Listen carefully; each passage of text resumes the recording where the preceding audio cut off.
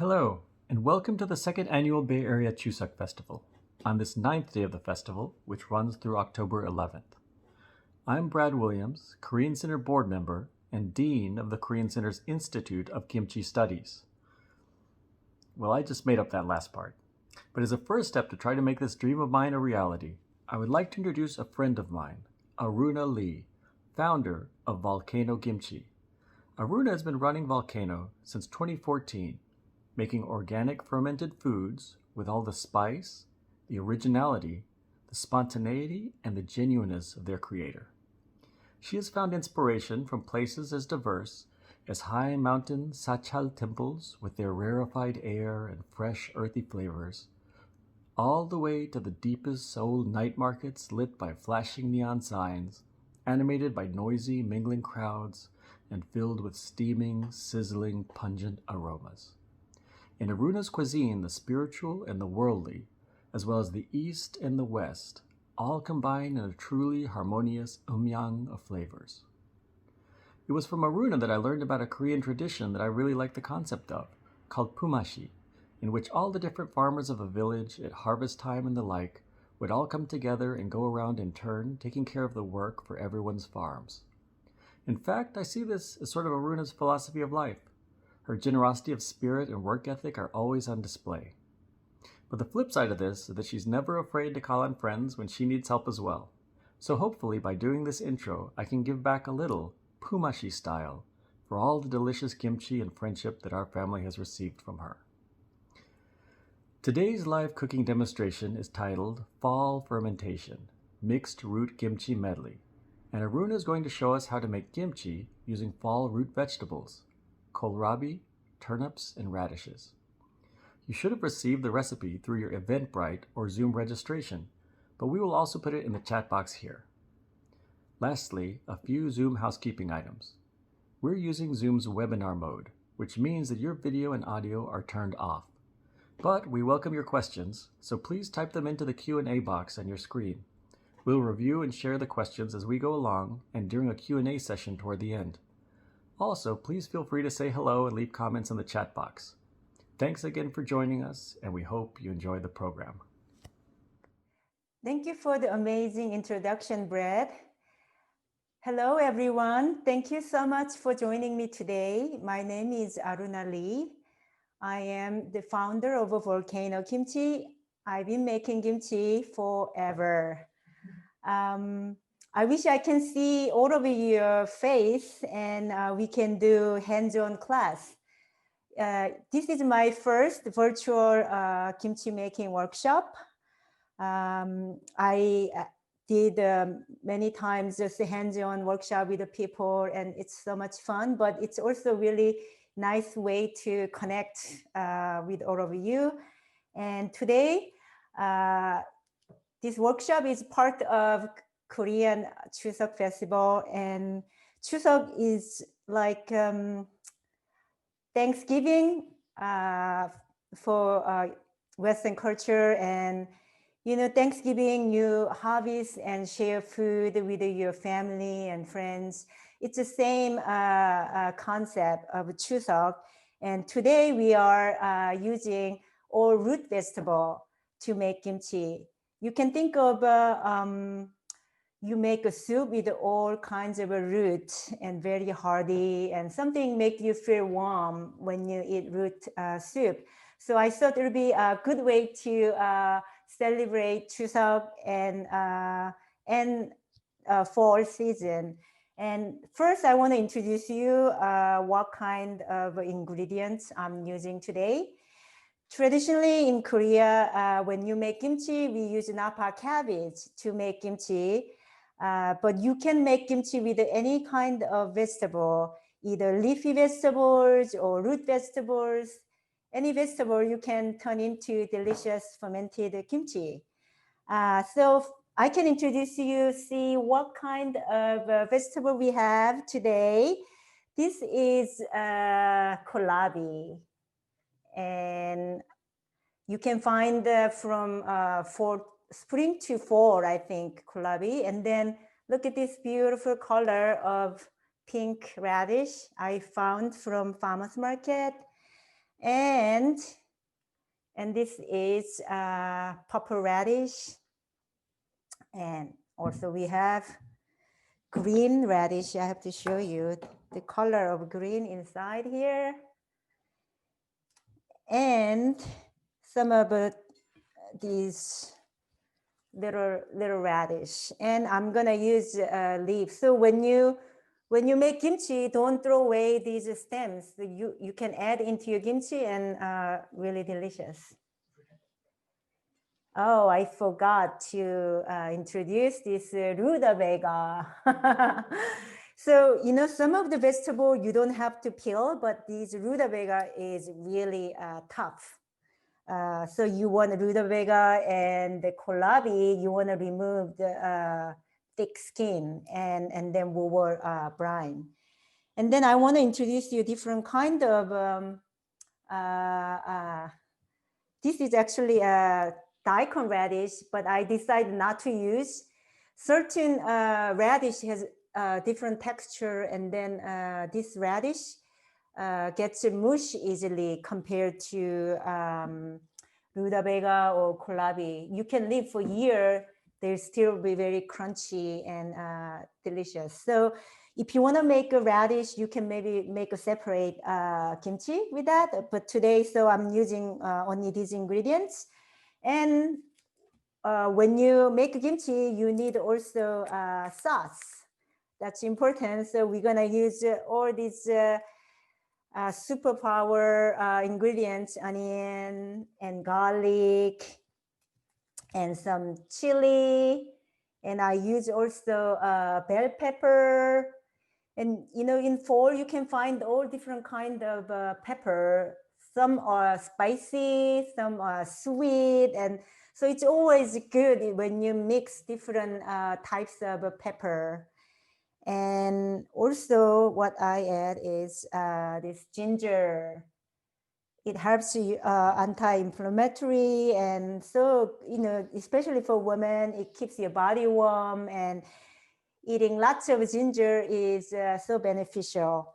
And my secret ingredient is this kelp. So you can also call kombu in Korean, we call dashima. And when you see this white powder, you don't want to clean this. This gives the flavor and umami. Since I make a vegan kimchi, so I use this kelp as my secret fish sauce, and also use powdered shiitake mushroom. Do you see here? And then one of also ingredients, I use this chili powder from Korea.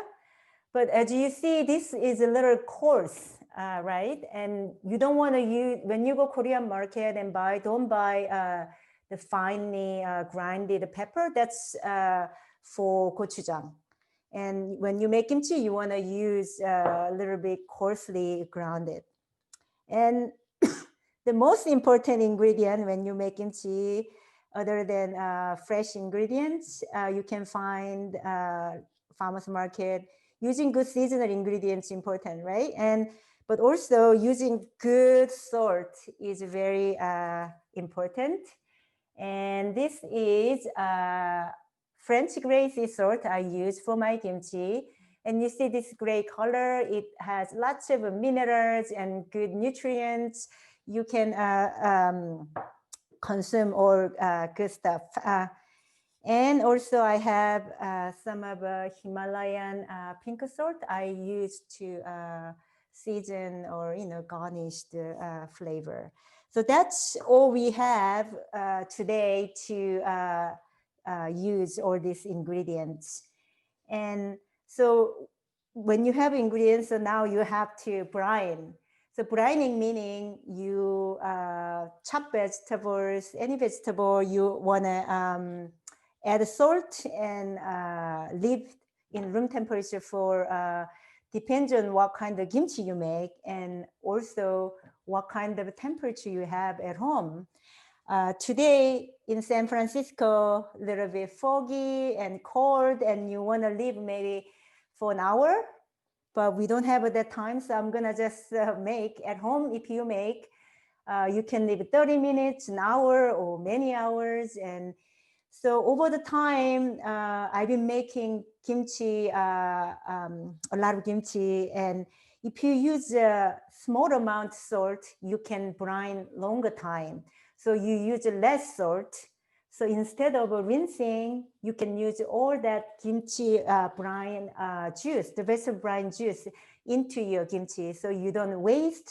So it's a part of zero waste, and also tastes good. And so this one I pre-cut like this, but I want to show you how to cut.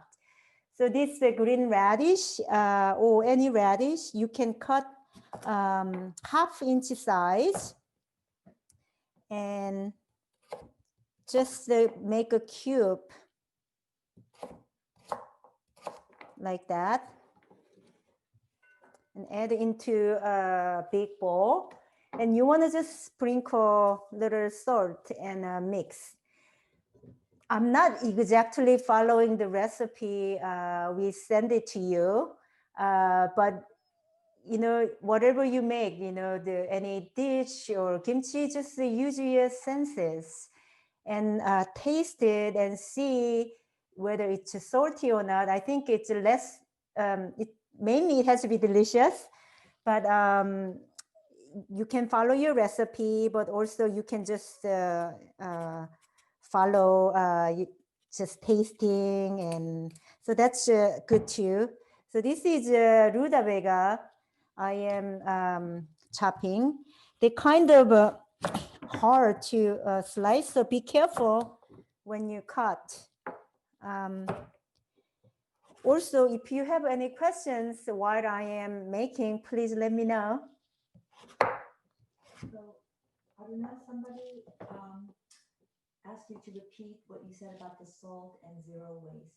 Oh, so what I meant, you know, like traditionally in Korea, for example, when you make a napa cabbage kimchi, you use a lot of salt to brine quickly, and then you rinse off in running water.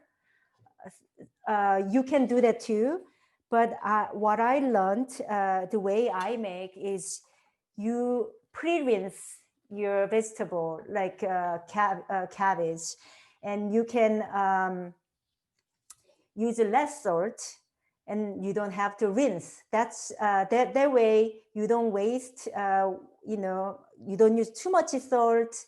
Also, you don't have to rinse it off, and all the good nutrient from cabbage or salt, you know, you can consume. That's why using good ingredient is important. And so I hope that answered your question. Thank you. Yeah. And we have to add now some of, this is so pretty. Look at this. I don't know, you can find all these, but if you can find some pretty color radish, you can turn into kimchi or salad, any kind of a dish. It's just pretty to look and taste good too. Okay, so we have a pink, purple. So I want to show you here what we have. So this is all different kind of radishes we are brining. So once you brine, you want to leave it like this. And then if you have any weight, I use rock. When you go out somewhere in the beach, you're not supposed to take, but when I see this beautiful rock, and I just cannot help. So, you know, just bit by bit, I have some of the rocks that I use to press down my kimchi. So that helps brine your vegetables, especially when you make cabbage. It's just, you know, you have to press down. So that's why using weight is important. not only brining, also after you make, you will use this rock. So it's a very important part of making kimchi. We have a question from Maggie asking about, besides the tough skin kohlrabi and rutabaga, do you need to peel the other? Oh, no, I didn't actually. Kohlrabi and rutabaga, they are really tough. So that's why I peeled. I tried actually with the skin on, and it was like impossible to chew, you know. So that's why peel some of a tough skin, and you can make a kimchi that's better. But some of the ingredients I actually so I'm not sure like how much salt I use, but I've been making kimchi a lot, so just I use you know, and then you taste it, and if it's not salty enough or not brining, meaning it extract all the some of the water content from your vegetable, so it also helps preserve your vegetable, right? So that's why you brine and press with a heavy weight. But if you don't have rock, you can use some of you know, any big bowl and add water and place on top. Or some people use Ziploc bag and add water, and you can also place on top of your vegetable. So okay. Question from Nora, whether or not you recommend any particular brand of gochugaru, the red pepper. Ideally, you plant your own chili and you harvest and you can trust. But that's very hard. Also, pepper you can only harvest in, you know, grow in summer. And so I don't know exact name of a brand, but when you go Korean market, as I said, you know, buy coarse pepper, then I think that'll be good. Or you can buy some of the peppers like this, and then you can dry them actually, sun dry them, or you can use dehydrator, right? And make your own chili pepper. That's actually a very good way to have your own pepper. Any other questions before we start to make a sauce? Okay, so we are brining now. So when you brine, we can make kimchi sauce now. And so what I do, you use some onion, just cut, and you need a blender or a food processor. So I think a food processor is better, but if you don't have a food processor, you can use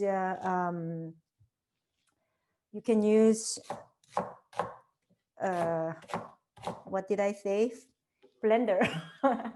And some adding onion and some of garlic and ginger. You don't need to peel if you use organic ginger. Just you don't want to use too much ginger because it gives a slightly bitter flavor. So just a little bit of ginger and onion and garlic. We're gonna blend first, and then we will add some of the peppers a little later. So today I used the 3 pieces, 3 cloves of garlic. So let's.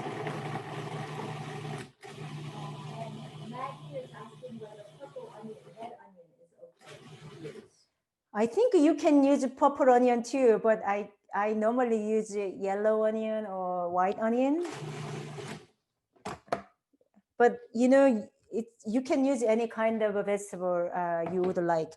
So the pepper, bell pepper, I don't want to blend too fine. So I normally add the pepper after you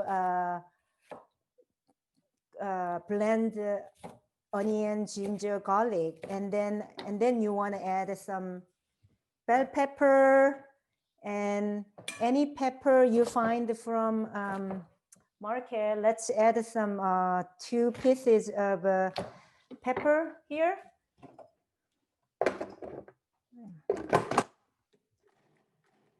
It's nice to see some like big piece of pepper, the red pepper, when you eat kimchi, so it looks more delicious. So it's done. So I can show you.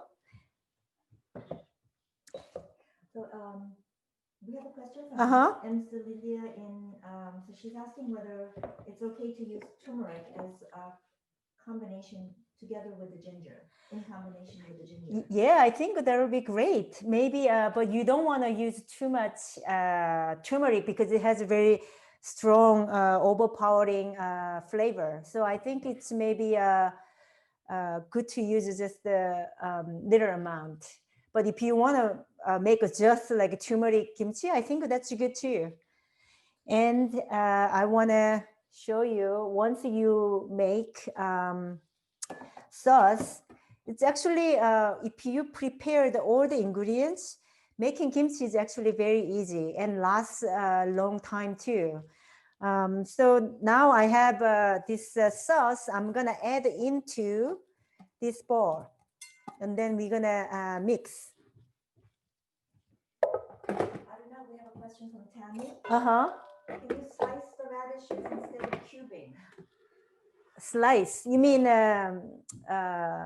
like a julienne? That's what you mean, or different shape? I'm not sure. She just a different shape. So slicing instead of cubes. Yeah, you can any shape. That's fine. Like you can make a heart shape or star. And I'm gonna add this our secret ingredients into just here. Some people use this kelp powder. I tried that, but it has too strong flavor. So I think it's better to add just, big piece of kelp. So it just gives a nice flavor, but you don't really taste kelp. And then I want to add some of these the radish top, just so you can chop. So it's, color combination, some like green, red, and different colors, and like just looks delicious. And also the radish is just slightly spicy. And also this, in recipe, I said mustard is optional, but this is purple mustard. I mean, red mustard, purple mustard. And then also I have this green mustard. So they are all bitter, like slightly bitter. So when you add into kimchi, it brings a really good flavor after you ferment. So I normally like to add mustard when I make kimchi, any kind of kimchi. So if you can find the mustard or any slightly bitter leafy vegetable, you can add. So I will bring this here. So here we have, I forgot to add this little bit of mushroom powder. Everything, just a moderate amount is better. Hey, I actually forgot this process. Actually, when you make a radish kimchi, or you want to add a little bit of chili, and then let chili color, the radish absorbs this chili, so it turns into a little bit red. So I forgot that part. I get very excited when I make kimchi. And so now we're gonna just mix this with using your hand is also good. You can use the plastic gloves, but in Korea we say 손맛. It's 손 is hand, 맛 is taste. So it gives a good energy. When you make any food with a like sending good energy is important, right? If you're in bad mood, the food doesn't taste good. So same as making kimchi, using your hand, be present and sending very good energy into your kimchi, then whatever you make, it will be delicious. So look at this color, how beautiful. And also you can actually, without adding water, you can make kimchi just like this. But I actually really like drinking kimchi juice. It's like a kombucha, your probiotic drink. So I add water to have a more kimchi juice. It's all up to you. And when you add more water, you want to add more salt a little bit because you want to have a balanced flavor. So that's all up to you. So I'm going to add just a little bit of water today. So I have this water, and you can rinse your hand with the water. So ideally, when you pack your kimchi in jar, so the kimchi juice submerge, or the vegetables. That's good. So look at this, how beautiful! I can show you in the camera and see. Ta-da! You made a kimchi in what? How many minutes? It's so simple, and it's just really nice to have a different kind of kimchi in your refrigerator. So, if you don't have much to eat, then you can grab all the kimchi and have a bowl of rice, maybe some toasted seaweed, and you can have a really nice meal. So I have to pack this. Let me see. So you taste it, and then slightly like salty, like nuts, overly salty. It has to be slightly salty. Like making kimchi is different than pickling. Pickling, people put like 2% of salt or 3%. But kimchi, it's up to you. But you don't want to put too much salt, that's for sure. So just taste it. Because, we didn't brine enough today, not long enough, so it didn't absorb all the salt. So that's why I add a little more salt today. So it's all like, it depends on your situation. So let me put this in the jar and show you how you store. While you're doing that, Aruna, so you're speaking of different kinds of kimchi. So Nora is asking for kimchi where you make the pur or the starch gravy. She's asking, in your opinion, what kind of flour do you prefer to use? Good question. So like, can you repeat the question just in case? Oh, so when traditionally when people make kimchi, they use some like a porridge. You can use white rice, or you use the sweet rice flour. You can make a porridge and add into your kimchi sauce. But that's because the flour, the carbohydrate turn into sugar, so that helps fermentation process. But I skip that part. But you can do if you want. Also, instead of adding water, you can actually do that. You can make dashi, like you make a stock and add a little like flour. You can add a different like a vegetable, Oh, you know what I forgot today actually? Because this one was a green onion. I forgot to add this. So sorry about that. And you can, because speaking of this, some of the stems I put in the water, and you can grow at home. So I use a little bit of green onion to kimchi. You can add later too, because this one, it's not too late to add right now. So I just added green onion, and So you can, sorry about interruption, and when you use the rice porridge, you can, you can use, or you can make a vegetable stock and then add a porridge and mix it, and you can add into your kimchi. So I think that's really good if you can. Today I use water, but sometimes I make like that and add at home too. So that's a very good question. And how about someone is asking if it's okay to use flavored soju in the liquid? Oh, wow. Why not? But I never use the alcohol into my kimchi, but that's, I guess, when you make a gochujang, sometimes we add that to, you know, help preserve, and it doesn't get moldy. But I don't normally add flavored soju into kimchi, but you can try anything creative. That's good. And Nika is asking, what is the black thing in your pitcher of water? Oh, yeah, this is charcoal. It purifies water. So I just keep like this and drink water from a pitcher. Good eye. So Ayu is asking, where can people find your volcano kimchi? Where is it available in the market? Yeah, for now, very local. I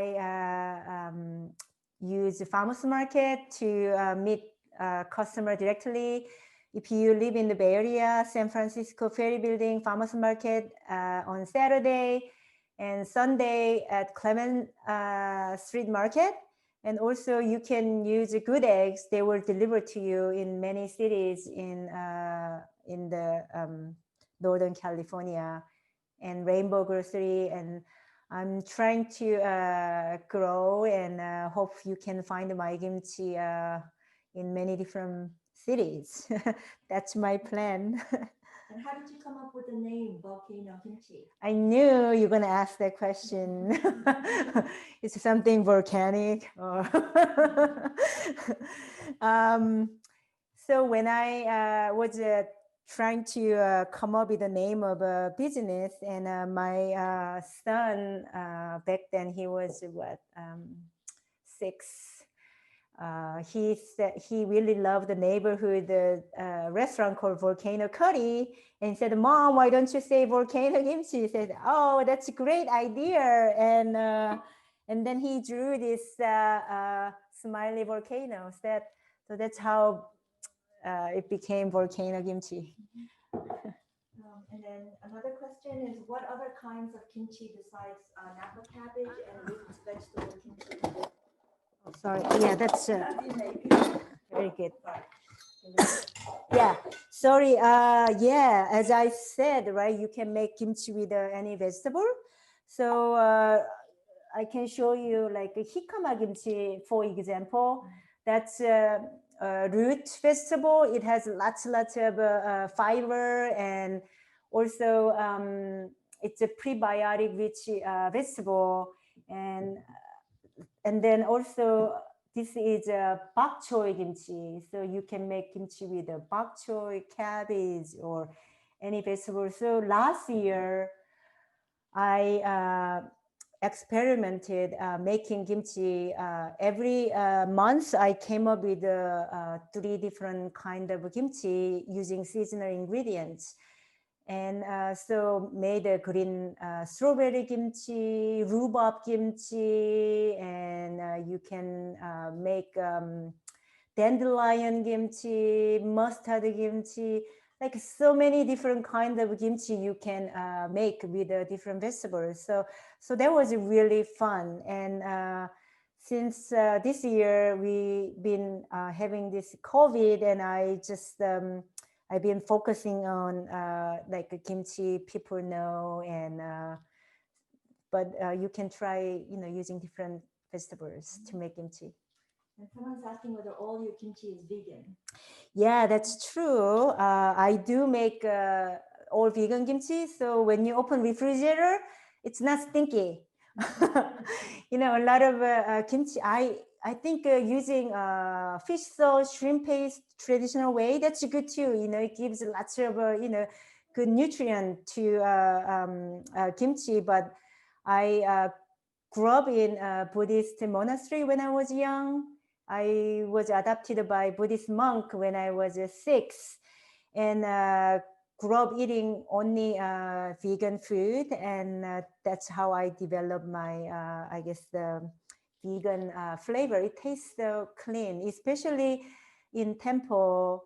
You know, you grow your own vegetables right, there in the any space you have, you grow your vegetable, and you harvest and you make, using your vegetable from your garden, and it's just I remember how delicious it was. Although you don't, in temple you don't use garlic, onion, or green onion, those ingredients, but it tastes really, really clean and something very alive.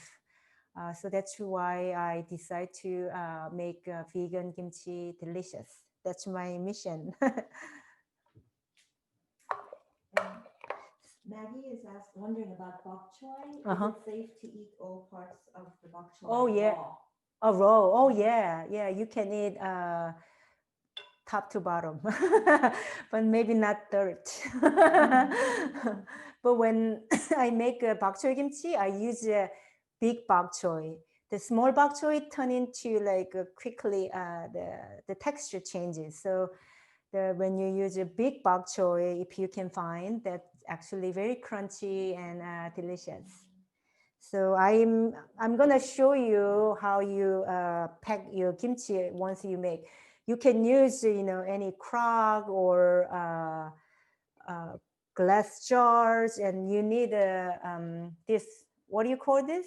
Funnel. Funnel, and then any jar, and then you can just add your kimchi, and you want to add your kelp inside the jar too. So and you don't have to throw away that kelp too. It's just it turn into kelp kimchi and delicious. You can make a wrap or many things. Nothing to waste. Okay, so when you do packaging, you want to pack really tight so the air doesn't go through. And then add, you don't want to pack too much, because when it ferments, it gets bubbly and the gas builds up, and it will it will get messy if you put too much. So just enough the water you have. And look at this beautiful kimchi we have. I'm curious how many of you followed my direction today, or anyone made a kimchi, or just watching? Mouth watering. So once you packed your kimchi, you can use some like wrap, or you can put weight on there so it doesn't, let me see whether, sorry. And you can use like a crock, like that too. You can use any kind. Let me see, this goes in. Oh, look at this. So this is a weight my friend made. So you can put right there. Actually, it's just, yeah, just like that. And it pressed down, and it submerged the juice into the vegetable. And then you close and leave it under the sink or somewhere not directly exposed in the sun. Then maybe wait. What's the temperature in San Francisco today? Like 50 something? Then you want to leave maybe 3 days under somewhere dark. And every day you open and see, but in the jar, when you start to see bubble, which means it's starting to ferment, the magic happens. Then you wanna, so you can like open lid and let the gas out and then close, or you can just leave it for 3 days and keep in the refrigerator. Some people just leave for many weeks and oh, my kimchi turned into something, and so you don't want to happen like that. So when you keep in the refrigerator, it still ferments until you finish eating, but it slows down the fermentation process. But also when kimchi is a little cold, tastes better. So you want to keep in maybe 34-degree in refrigerator. In Korea, everybody, every house you have a kimchi refrigerator, but here we don't have. But it's perfectly fine. So hope all you enjoyed. Do we have more questions? Oh yeah. Yeah. So someone is asking, how important is it to put a weight on top if they don't have a weight? So the reason we put this weight on top of a vegetable, like if you leave it for room temperature for a few days, it doesn't have juice. If it's like lots of kimchi juice, then it's okay without putting weight. Otherwise, it starts to have a mold. So it has to be kind of airtight. It's not completely airtight. So that when the air hits vegetable, it starts to grow bad bacteria. So you don't want to happen that. So that's why it's submerging is very, very important. So someone is, Nika is asking about the charcoal. Is there a particular type of charcoal you used, or just your typical barbecue? Actually, yesterday we did the barbecue, but burning some magnolia branches and try to make charcoal. But I think you use a certain type of wood. I think oak, or you can find at stores, search, and if you have one, it will last a long time. And sometimes I let it dry and then also use. It just tastes better, I think. Maybe that's what I think. Thank you. So DK is asking whether it's okay to use beetroot. Beet. Oh yeah, you can make a beet kimchi. Even beet has all different kind of beets, red beets, golden beets, and different kind of beets you can use to make kimchi. Exactly same recipe I use, you can use. And then for let's see, DK is asking how long will kimchi typically last in the refrigerator once you refrigerate it? So it's better to keep your kimchi in smaller jars so you don't open and close too often. So once you finish eating, and then you can open up another jar. So if you don't open, it lasts a long time, many, many months. It doesn't get bad, but it might change the flavor and texture. So when kimchi, gets too sour, you can make a kimchi fried rice, kimchi stew, and kimchi pancakes, and you can make a different way to make kimchi, so you don't have to throw away. Some people like when they open my kimchi, sometimes like it gets really volcanic, because of it builds up gas and like that. But it doesn't mean it's bad. Kimchi is alive, so it happens like that and safe to eat. And I also forgot to mention that a lot of kimchi you buy from stores, they use sugar. But when you make kimchi, it's not necessary to add sugar. Also, I mentioned that when you use rice flour and that turn into sugar, but you can do that or you can skip the process. But all the vegetable, it contains a certain sugar, so it's not necessary to add extra sugar in your kimchi. And someone is asking, what else do you make besides kimchi? Oh, wow. Lots of Korean banchan. And I've been making this gochujang. Do you guys want to see my Korean crock and making gochujang. Is that possible? No, over there. Yeah. Oh, maybe that's too difficult. So I've been making gochujang, and that's a different way to ferment. But yeah, I'm trying to do all kinds of different fermentation using traditional technique, but you can source locally and seasonally. That's what I would like to do. And if you have more questions, let me know. Oh, so someone is asking about the type of charcoal again. She missed Mika. Everyone's interested in the charcoal. I know. I wish I have. So you can see my gochujang is fermenting now. So it's just I haven't done for.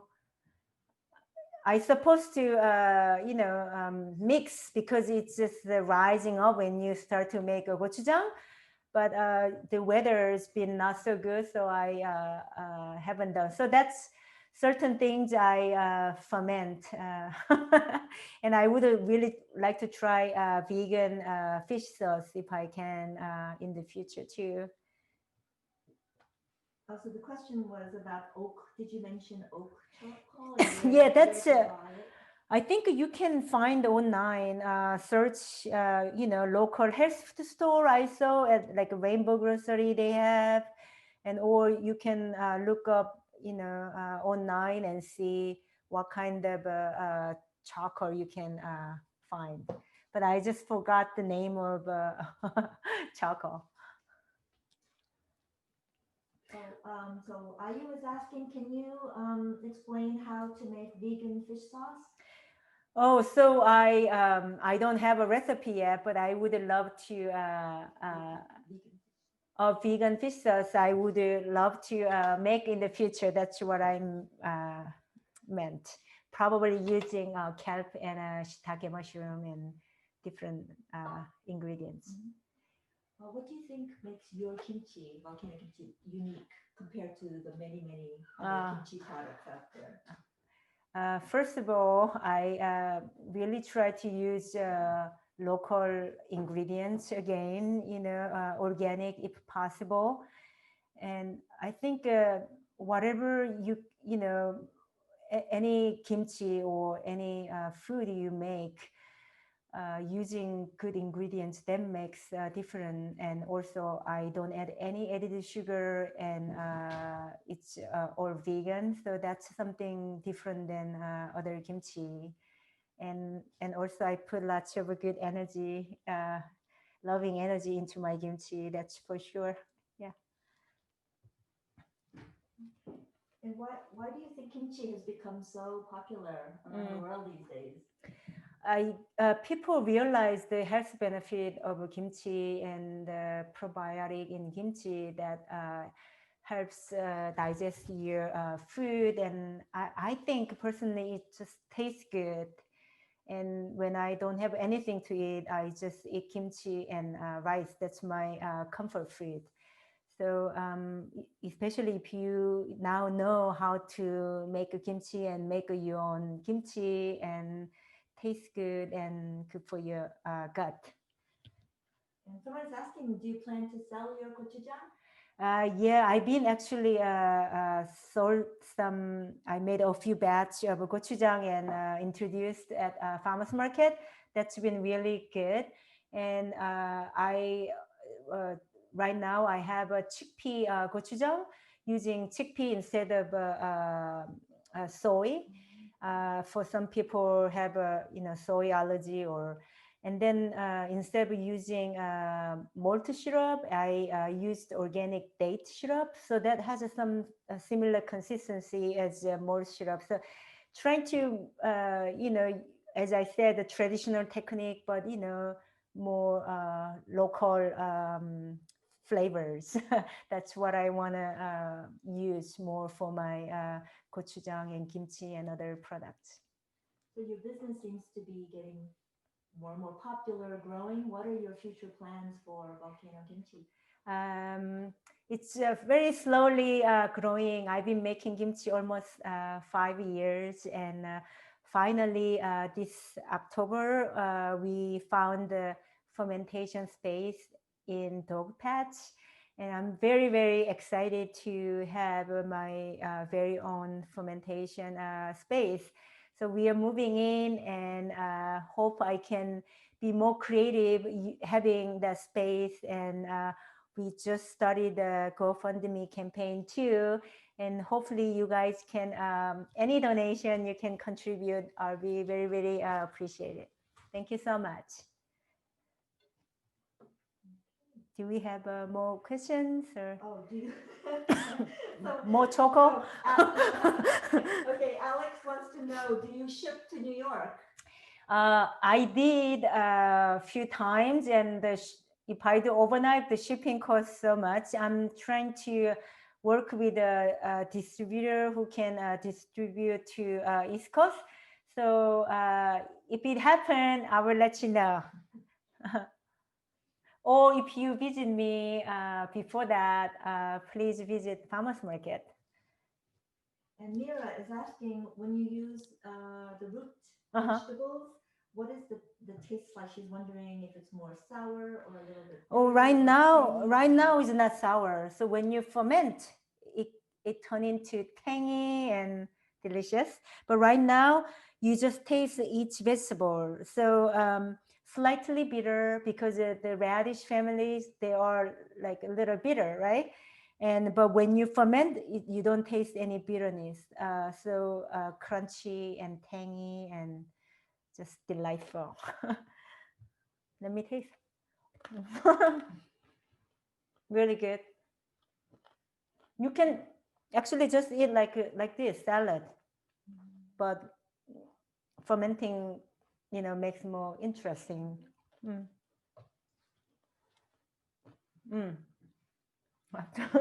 Finished chewing. So I guess no more questions. Hope all of you enjoy this my first virtual workshop, and you learned how to make kimchi and make a delicious kimchi for your family and friends. Thanksgiving is coming up, so maybe you can show off with making kimchi.